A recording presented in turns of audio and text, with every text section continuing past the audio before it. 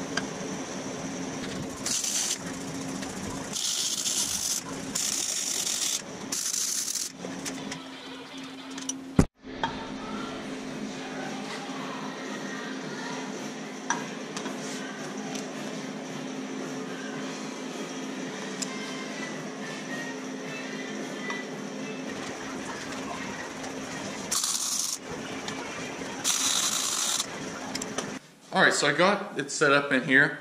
I just have it clamped in here. It sets up pretty easily, but it does take a while to get it lined up because it's nowhere, it doesn't bolt in, it's just clamped in and you have to adjust it. And it's kind of tedious, but eventually you'll get it so that it lines up pretty nicely. So when you want to punch a louver, I'll get it up pretty close like this. Again, I'll double check it every time just to look at it to make sure that the die seems to be lined up. Then I'll get my piece of aluminum, slide it into here. Then I'll jack it up a little bit, just until it's touching there, so now that's not going to move at all. I'll get a couple pieces of spacers. This is a 1/4" spacer, and I'll put these around here. This will keep everything flat once I press it through. If you don't have anything supporting it like this, it'll warp the actual piece of metal that you're punching. So now that that's set up, I can jack it up.